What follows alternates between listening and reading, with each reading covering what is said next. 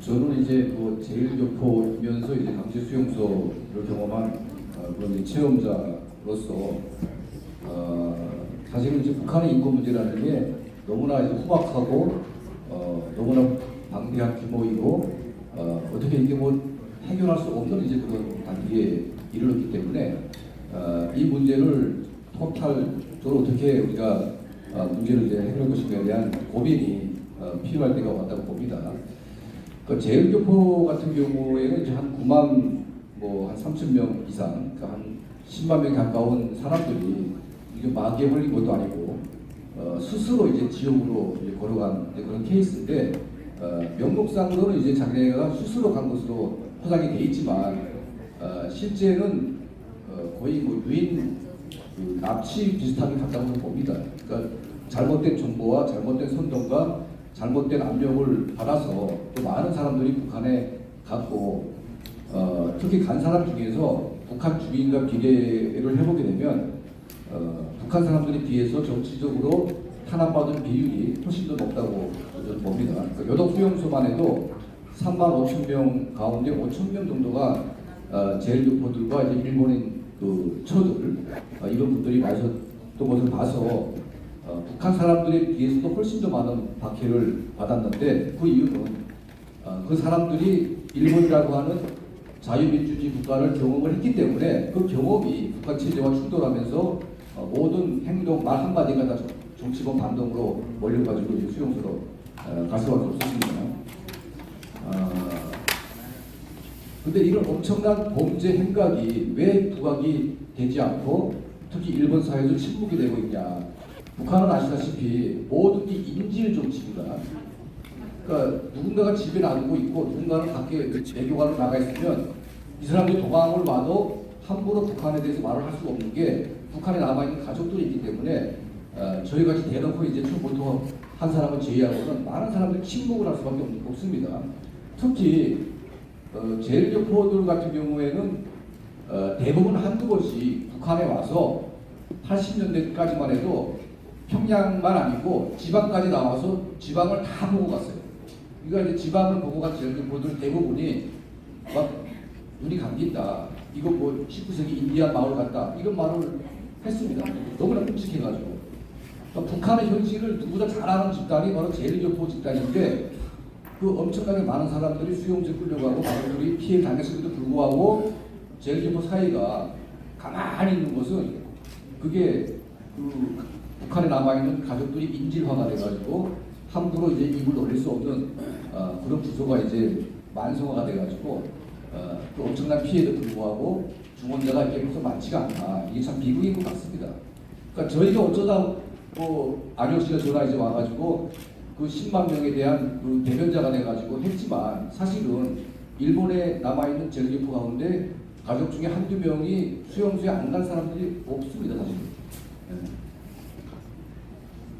그러니까 이런 이제 끔찍한 일에 대해서 일본 정부는 관심이 없고 한국 정부는 더 관심이 없고 이렇게 되다 보니까 현재까지 지금 온 것 같습니다.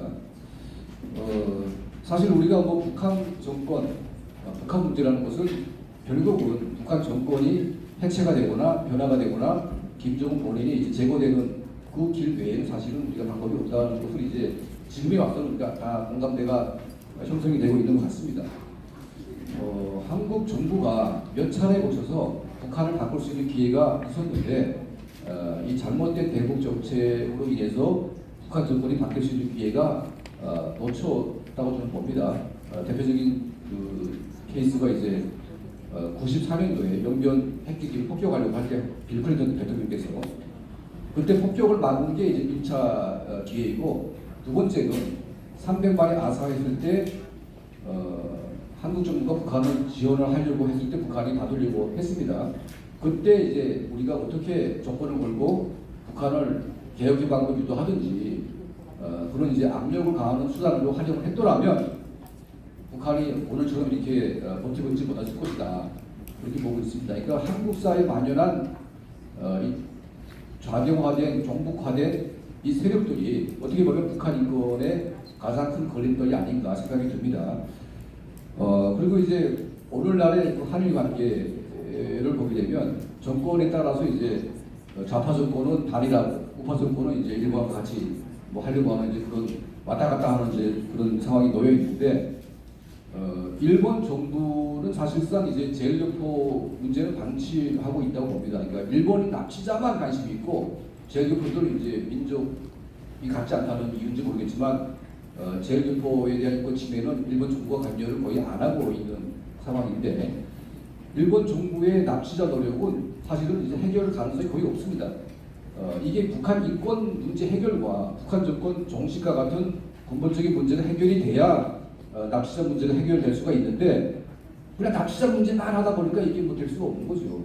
그렇기 때문에 일본 정부가 오히려 북한 인권이라고 하는 보편적인 가치를 가지고 납치자 문제와 제일 북성교포 귀국자의 강제 수용소 문제를 함께 공동으로 논의를 해야 이게 근본적인 문제가 해결될 수가 있는데 이게 이제 그 한일 양국이 북한 문제를 해결하는데 항상 이제 다른 길을 걸어왔고 특히 이제 안타까운 것은 뭐 위안부 문제라든지 뭐 강제징용 문제 다 중요한 문제라고 봅니다. 보는데 사실 100년 전에 위안부 문제를 이제 소위 좌파라는 분들이 얘기를 하지 않습니까?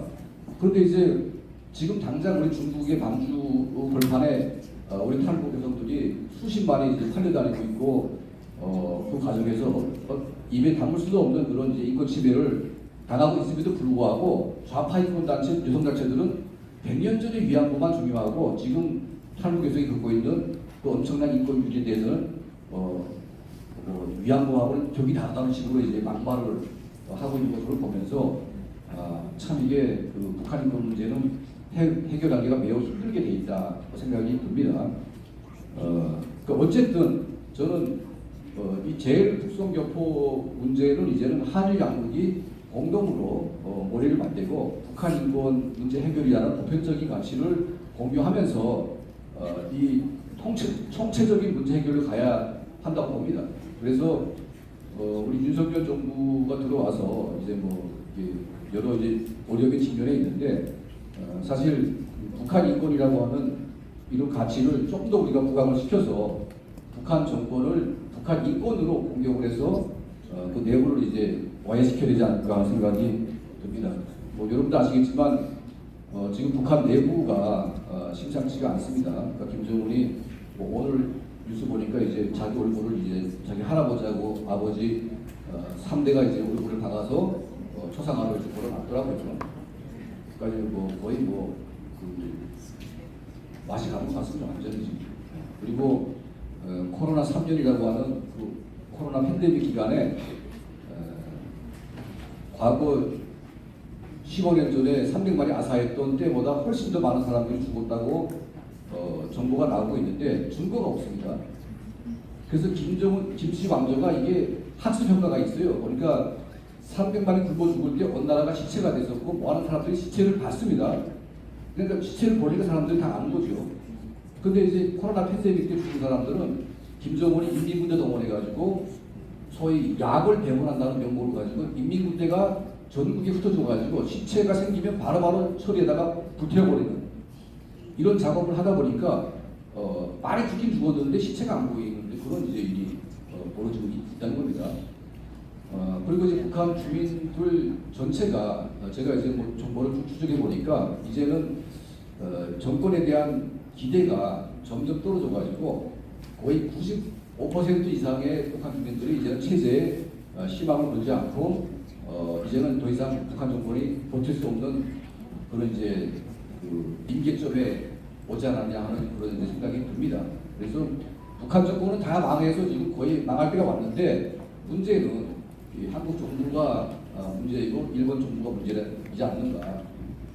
그러니까 다 망한 정권을 우리가 어떻게 좀만 노력하게 되는데 그게 안 되는 게 참 안타깝습니다. 그래서 우리가 좀 지혜를 모아서 이런 제일 북성교포 문제뿐만이 아니라 탈북자 문제, 그리고 북한의 강제 수용소 문제, 최근에 이제 이 풍계리 핵실험장 저희가 조사를 하면서 보니까 저도 이제 화성 수용소라는 것을 제가 관심이 없었습니다. 그런데 요즘에 관심을 가지고 지켜보니까 이 화성 수용소라는 것이 몇 억에 거의 한 3배 규모가 되고 있고 수용 인원도 거의 몇 배가 됩니다. 그리고 환경은 더 열악하고.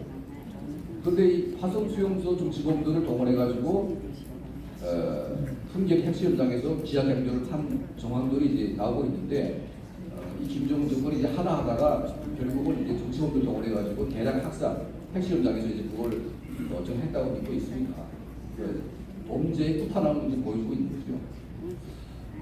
빨리 하루빨리 이런 이제 북한의 인권 문제를 통해서 북한 정권이 변화가 돼서 모든 문제가 해결되기를 바랍니다. 감사합니다.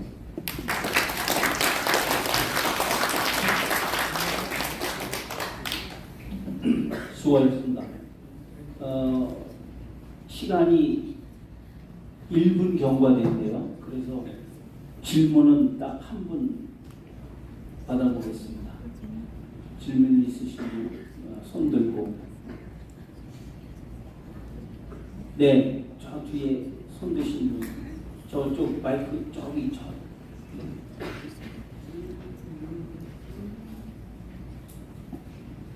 저 뒤에.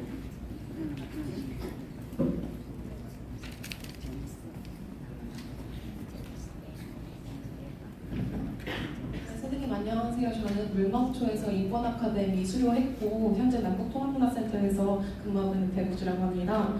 네, 선생님, 전 강철환 선생님께 좀 질문 드리고 싶습니다. 네, 선생님께서 방금 말씀하셨을 때 일본 정부에 대해서 제1국부 북송 문제와 북송 문제에 대해서 다룰 때 이거를 유니버셜한 밸류로 서로 협의해야 된다 이런 거를 그래서 일본 정부 내에서도 의제화해야 된다 이런 식으로 저는 이해를 했는데 사실 제가 알기로는 일본 정부 자체가 북송 문제에 있어서 사실 어느 정도 그때 제 2차 세계대전 이후에 어느 정도 그 경제적으로 부담이 됐었고 또 북한 사람에 대해서 그 소셜 인티그레이션 문제에 있어서 좀 우려를 했기 때문에 북송에 있어서 오히려 좀 묵인했다라는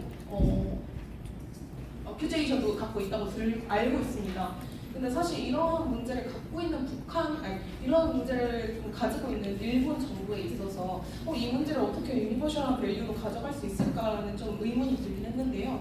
이 부분에 대해서 어떻게 생각하시는지 좀 궁금합니다.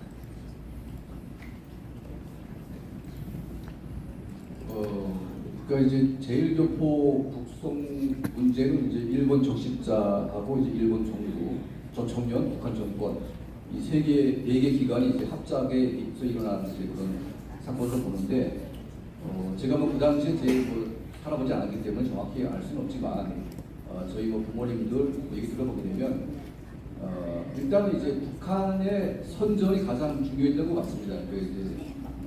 그 당시 일본의 경제력이나 뭐 이런 생활 수준이 선진국 수준까지 아니었기 때문에 많은 제1교포들이 약간 차별도 받았고 이제 생활 수준이 낮은 분들이 많다 보니까 희망이 좀 적었다고 봅니다. 이제 북한에 가게 되면 뭐 김일성 대학도 보내고 뭐 교육도 시켜주고 집도 주고 뭐 다 이렇게 선전을 하다 보니까 그때 제1교포들이 특히 이제 뭐 좀 경제적으로 어려웠던 분들이 대부분이 이제 북한을 이제 희망으로 이제 바라보고 가려고 했고 또 일본 정부도 이제 그 제1교포 집단이 약간 껄끄럽고 약간 치워버려야 될 그런 상대로 생각을 했던 측면이 있는 것 같습니다. 그래서 이게 맞물리면서 그러니까 뭐 겉으로 보게 되면 스스로 가겠다고 하니까 뭐 일본 정부는 말릴 수는 없겠죠.